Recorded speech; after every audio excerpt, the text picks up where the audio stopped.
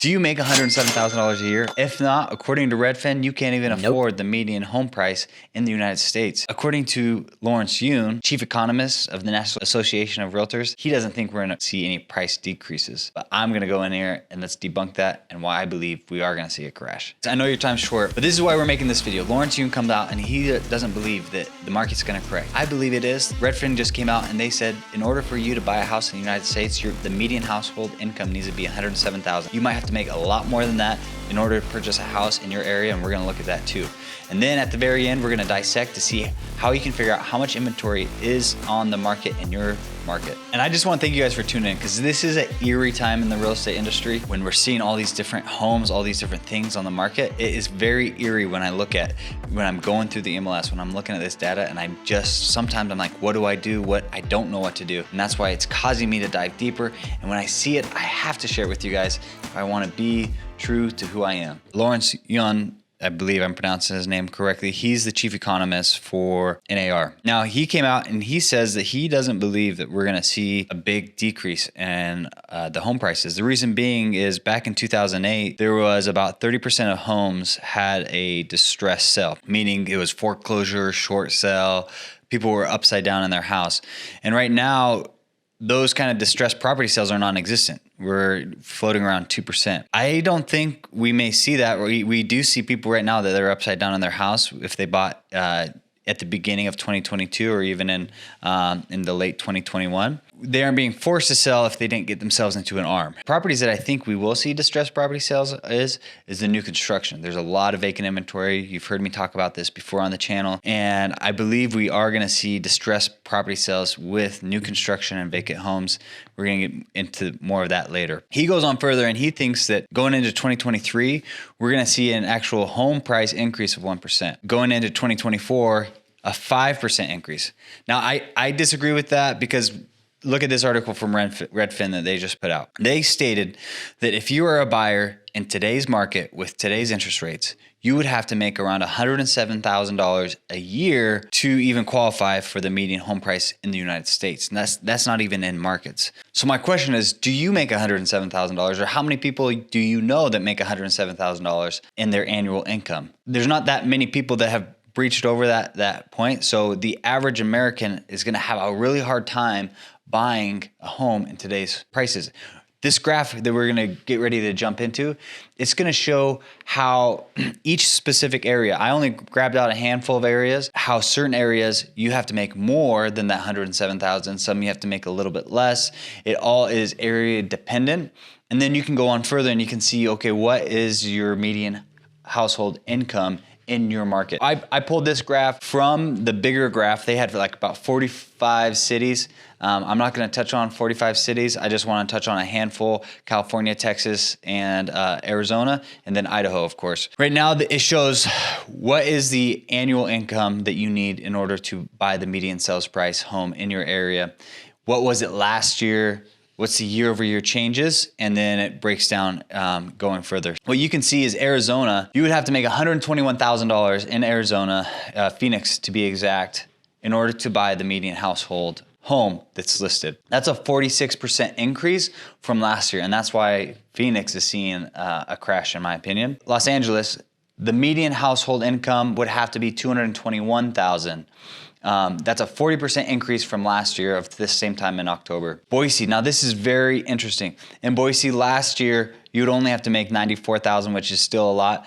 But this year, you would have to make $132,000. Keep in mind, for Boise, the median household income is $69,000. So we're almost double, not quite double, almost double of the median household income of what you need to bring in order to buy the median household. Redfin's data was a little off from what we're gonna see here in a bit. From the graphs and the data I pulled up, they're saying that the median household sales price is $490, but we're gonna be above that, and you'll see that here in a little bit. Austin, Texas, the median household income in order to buy a house would have to be $128,000. That's almost 44% higher than the same time last year. Again, my thing is, there's a lot of people saying, okay, inventory is low. Even on this article, Lawrence Yun says, the inventory is still low, but our buyer demand is even lower because how much you have to make in order to buy a house. So even though our inventory is low, our buyer demand is even lower. Remember that a couple of shows back, we talked about how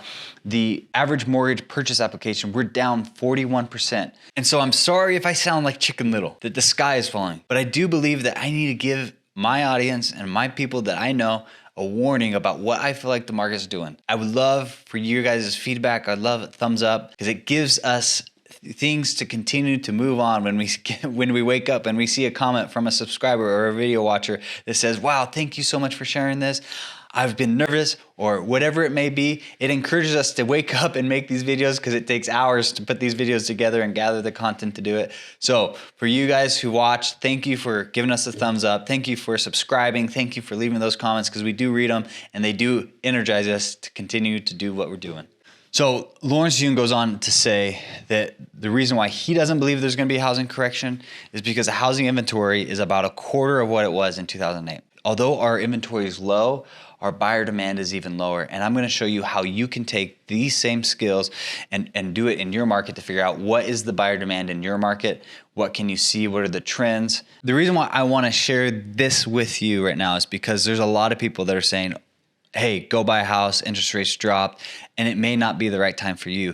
And I do believe home prices are coming down, and those who are patient, hopefully be able to see great results here in the next couple months, maybe in the next couple quarters. I don't have a crystal ball, but I do believe based on all this different data that we are gonna see a bigger correction than what we've currently seen, unless, of course, the feds do a U-turn. And that's good news for you if you've been waiting and you've been patient. The more home prices come down, the more affordable they get, and those who have been waiting for an opportunities are gonna come. So just be prepared. And keep in mind, not everything about real estate is good news, and I just wanna share both sides of it. I would love to just give you good news, but sometimes good news is not just, I can't just give you good news. I have to give you bad news too. I have to be the Chicken Little, that the sky is falling because, well, the home prices are falling. And we're gonna look at a couple graphs that I put together and then how you can take this data and take it to your market and look a little bit more close. So we're gonna jump in this right now. All right, guys, so this is a graph that I pulled from the MLS. It goes over year for the month of October because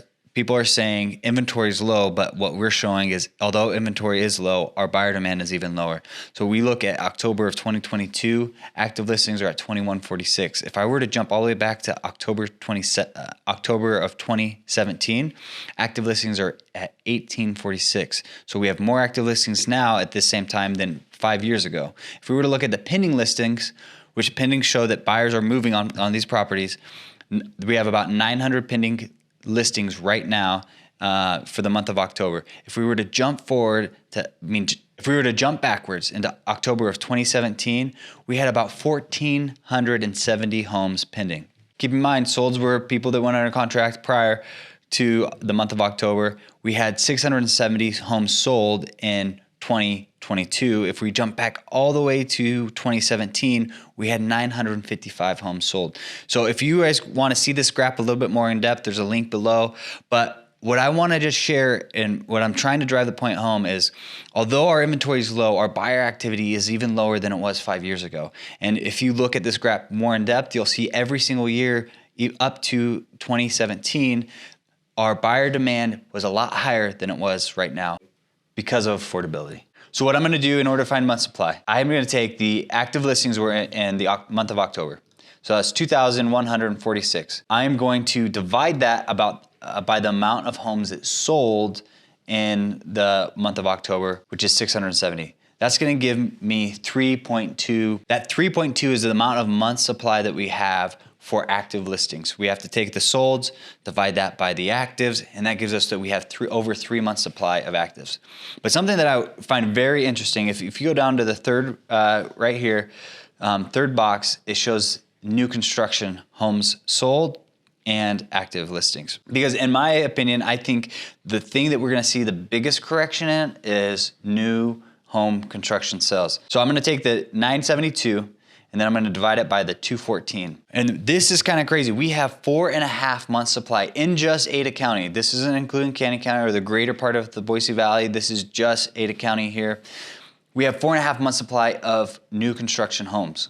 That is vacant homes that are either under construction or already completed, and they're sitting waiting for a buyer to come. This is a lot of inventory. We haven't had 4 months supply of inventory in a long time. I've been in the industry for about 7 years, and I don't think I've ever seen this much new construction inventory. So although Lawrence is saying, yes, our inventory is low, I agree, but our buyer demand is even lower, and we haven't had this much inventory or month's supply of inventory in a long time.